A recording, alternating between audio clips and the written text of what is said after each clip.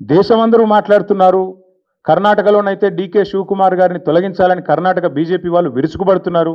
కానీ తెలంగాణ బీజేపీ వాడు మాత్రం ఎవడు మాట్లాడట్లేదు.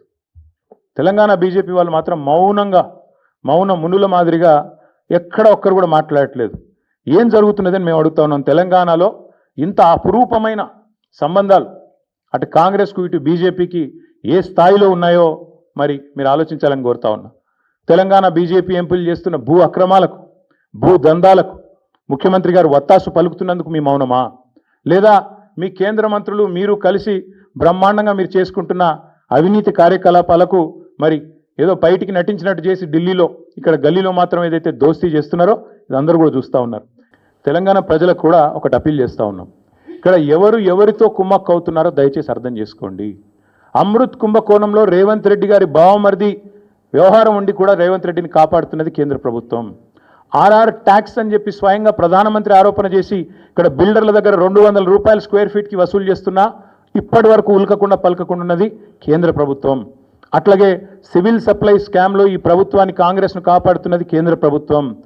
సెంట్రల్ ఎంపవర్డ్ కమిటీ రికమెండేషన్ ఇచ్చిన తర్వాత కూడా మీరు వెంటనే ఈ ఫైనాన్షియల్ ఫ్రాడ్ను సెంట్రల్ యూనివర్సిటీ కంచెగచ్చిబౌలి భూముల్లో చర్య తీసుకోండి అని ఎంపవర్డ్ కమిటీ చెప్పిన తర్వాత కూడా ఇప్పటికీ ఉలకకుండా పలకకుండా ఉన్నది కేంద్ర ప్రభుత్వం. మరి ఈరోజు ఈ విషయంలోనన్నా నేషనల్ హెరాల్డ్ విషయంలోనన్నా స్పందిస్తారో లేదో మేము కూడా చూస్తాం. ఒక నెల రోజులు ఎదురు చూస్తాం. మేము కూడా చూస్తాం ఒకవేళ మరి కేంద్ర ప్రభుత్వం ముందుకు వస్తుందా రాదా. ఎందుకంటే మీకు తెలుసు ఫార్ములా ఈలో ఏదో జరిగిపోయింది, దున్నపోతు ఈనింది అని కాంగ్రెస్ వాడనంగానే కట్టేయండి దుడ్డనని చెప్పి గవర్నర్ గారు స్పందించి వెంటనే ఆగమేఘాల మీద మెరుపు వేగంతో స్పందించి ప్రాసిక్యూట్ చేయాలన్నారు. మేము కూడా కలుస్తాం గవర్నర్ గారిని, ప్రాసిక్యూట్ చేయండి ముఖ్యమంత్రి గారిని అని అడుగుతాం.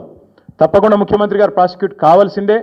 ఆయన ప్రజాక్షేత్రంలో దోషిగా నిలబడవలసిందే. చేసిన తప్పులకు తప్పకుండా శిక్ష అనుభవించాల్సిందే.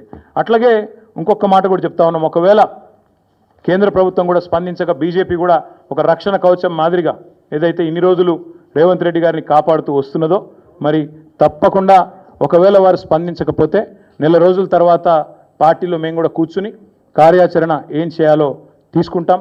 ప్రజాక్షేత్రంలో అవసరమైతే తప్పకుండా ఈ ముఖ్యమంత్రి గారిని అదేవిధంగా ఆయనను ఒక కవచ కుండలాల మాదిరిగా కాపాడుతున్న బీజేపీని కేంద్ర ప్రభుత్వానికి కూడా ప్రజల ముందు ఎండగడతామని చెబుతూ